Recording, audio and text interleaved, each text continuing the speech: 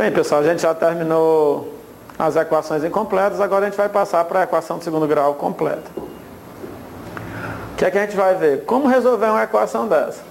Onde você vai ter os coeficientes A, B e C, todos eles presentes na equação. Para você resolver uma equação de segundo grau completo, você vai precisar usar uma formulazinha chamada fórmula de Bhaskara, né? Bhaskara foi um matemático hindu que viveu no século XII. E ele foi um dos primeiros a trabalhar com equações de segundo grau completo. Fica ruim eu chegar e dizer logo como é a fórmula de Bhaskara para você. Você vai dizer, mas onde é que veio essa fórmula? Talvez muitos nem perguntem, mas alguns vão questionar. Como foi que apareceu essa fórmula? Como é que ela surgiu? Então eu vou fazer uma rápida demonstração dela, tá certo? Usando produtos notáveis, para você ter uma ideia de pelo menos como é que ela surgiu. Embora nos concursos, lógico, você não vai precisar demonstrar, você vai precisar usar. Mas pelo menos você tem uma ideia de como é que ela surgiu, né? Então, nosso objetivo, dada essa equação, AX2 mais BX mais C igual a zero, eu tentar isolar o X. Meu objetivo é isolar esse X, para descobrir as raízes dessa equação. Como isolar esse X, velho? Bem, um dos processos mais simples para isolar esse X é você trabalhar com equações equivalentes. Vamos lembrar de equações equivalentes? Dada uma equação, se você multiplicar o primeiro e o segundo membro dela por um valor qualquer, ela não se altera. Se você adicionar ao primeiro membro e ao segundo membro o mesmo valor, ela também não se altera. Você gera novas equações, mas equivalentes à equação anterior. Então, o conceito principal para isolar esse X nessa equação vai ser esse conceito de equações equivalentes. Então, vamos lá começar. AX2 mais BX mais C igual a zero. Como é que eu vou isolar esse X? Primeira coisa que eu vou fazer é passar o C para o outro lado. Então, se ele está mais C, ele passa para o outro lado, menos C. Próximo passo. Bem, o próximo passo é o seguinte. Eu vou multiplicar o primeiro e o segundo membro por 4A. Já que isso aqui é uma equação, se eu multiplicar o primeiro e o segundo membro por um valor qualquer, ele não se altera. Então, vou multiplicar o primeiro membro e o segundo por 4 vezes A. Então, 4A vezes AX2, você vai encontrar 4A2x2. Por que, Rivelino, que eu vou encontrar 4A2x2? Porque o 4 repete, A vezes A dá A ao quadrado, x2. Mais 4A vezes BX, fica 4ABX, igual 4A vezes menos C, menos 4AC. Então, primeiro passo, multiplicar aquela primeira expressão por 4A. Por que 4A? Vocês vão ver daqui a pouco, tá certo? E agora? Bem, agora você tem essa nova equação, diferente desta, mas equivalente a ela. E essa nova equação aqui, eu vou adicionar de um lado e do outro o termo B2, B ao quadrado. Então, vamos lá. 4A2x2 mais 4ABX.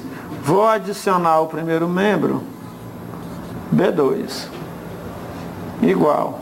Vou adicionar o segundo membro, B2 também.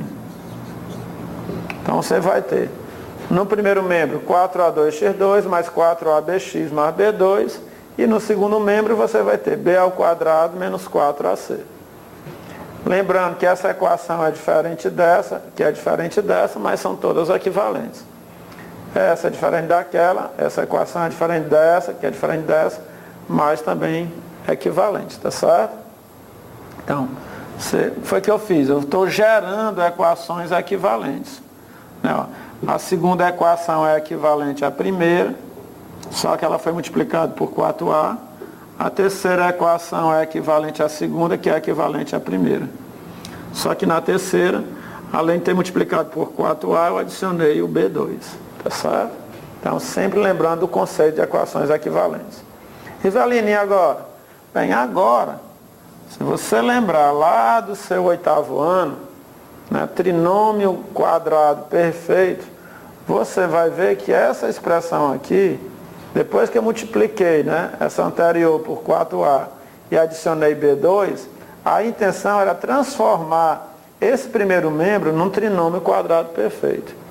Rivelino, que trinômio quadrado perfeito é esse? Esse trinômio quadrado perfeito, na forma fatorada, ele pode ser escrito assim, ó. 2ax mais b ao quadrado. Vamos verificar. O que é 2ax mais b ao quadrado? Isso aqui é o quadrado da soma. Quadrado do primeiro, 2ax ao quadrado, 4a2x2, quadrado do primeiro, mais 2 vezes o primeiro vezes o segundo, 2 vezes 2, 4, 4ax vezes b, 4abx, mais o quadrado do segundo. O segundo aqui é o b, b ao quadrado. Igual a b2 menos 4ac. E agora, Rivelino? Bem, agora você tem uma potenciação, que eu vou transformar em radiciação, tá certo? Então, 2ax mais b é igual a mais ou menos raiz quadrada de b2 menos 4ac. Vou passar o b para o outro lado, ó. 2ax é igual a menos b, ele é mais, passa menos, mais ou menos raiz quadrada de b2 menos 4ac. Agora o 2a que está multiplicando passa para o outro lado dividindo. X igual a menos b, mais ou menos raiz quadrada de b2 menos 4ac sobre 2a. Pronto. Esta é a famosa fórmula de Bhaskara, né? Essa é a famosa fórmula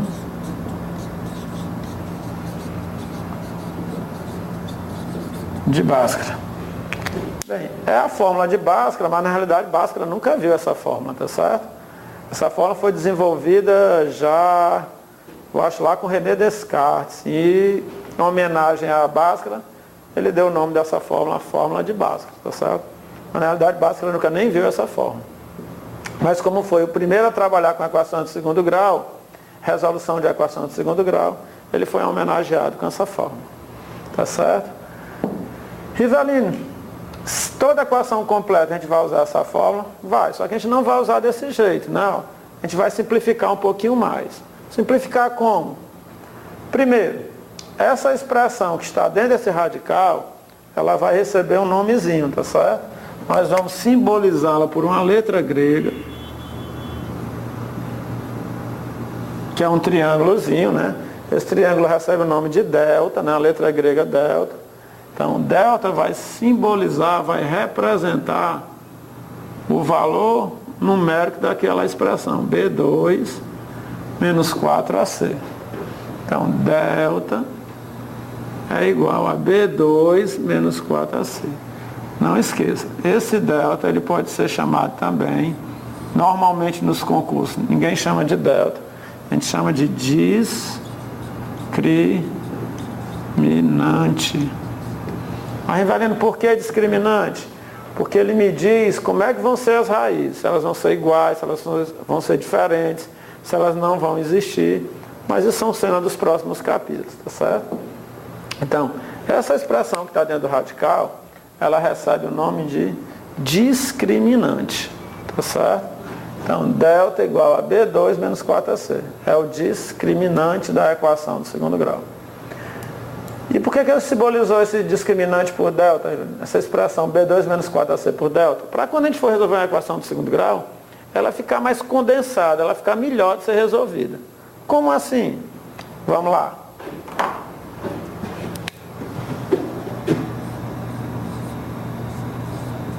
Passos para a resolução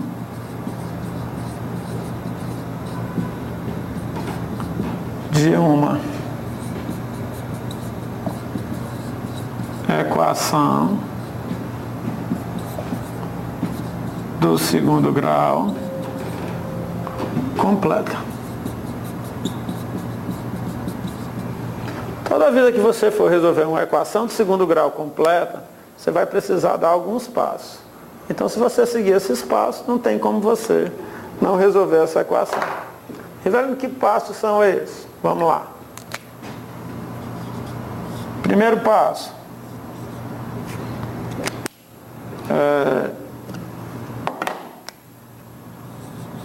Calcular os coeficientes da equação.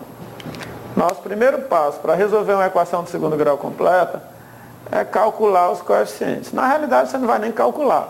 Você vai olhar para a equação de segundo grau e retirar desta equação os coeficientes.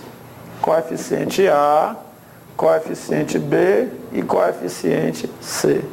Não esquecendo o seguinte, o coeficiente A vem sempre junto do x2, o coeficiente B vem sempre junto do x e o coeficiente C é aquele termo independente, que vem sozinho, tá certo? Então esse é o primeiro passo. Segundo passo para se resolver uma equação de segundo grau completa. Calcular o valor do discriminante. Calcular o valor de delta. Mas, Rivelino, como é que eu calculo o valor de delta? Ora, o valor de delta é fácil. B ao quadrado menos 4 vezes A vezes C. Foi o que a gente fez bem aqui assim, né? Ó, delta igual a B2 menos 4AC, que é aquele termozinho que vem dentro do radical, tá certo? Então, delta igual a B2 menos 4AC. Rivelino, e o último passo? Lembrando o seguinte, tenha muito cuidado com esse primeiro passo. É o mais simples, é o mais fácil, mas às vezes o pessoal complica. E se você errar o primeiro passo, automaticamente você erra o segundo. Porque o segundo depende do primeiro. Cálculo de delta, B ao quadrado menos 4AC. O B foi o B que você encontrou aqui, o A foi o A que você encontrou aqui, e o C foi o C que você encontrou aqui. Então, B, A e C são os coeficientes que você encontrou no primeiro passo.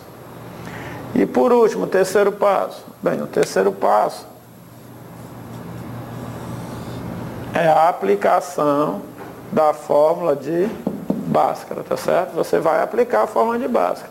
X igual a menos B mais ou menos raiz quadrada de delta.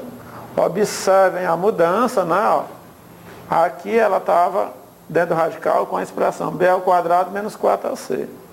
Como eu chamei essa expressão? Eu representei essa expressão por uma letra grega delta, então já vou jogá-la aqui. Ó. X igual a menos B mais ou menos raiz quadrada de delta. Esse delta você já calculou, ó, o valor dele bem aqui assim no segundo passo. Delta B2 menos 4AC. Então você só vai jogar o valor aqui. Dividido por 2 vezes A. Ou seja, pelo dobro do coeficiente A.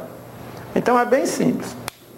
Toda vida que a gente for resolver uma equação de segundo grau, você vai seguir 3 passos. 3 passos simples. Primeiro passo, calcular os coeficientes A, B e C. Segundo passo, calcular o valor de delta. Terceiro passo, aplicar a fórmula de Bhaskara. Então, usando esses 3 passos, vocês vão ver que não tem como errar uma equação de segundo grau. A gente vai voltar daqui a pouco para a próxima aula e nós vamos resolver 3 equações de segundo grau, usando exatamente esses passos. Tá certo? Então, até daqui a pouco, moçada. Valeu!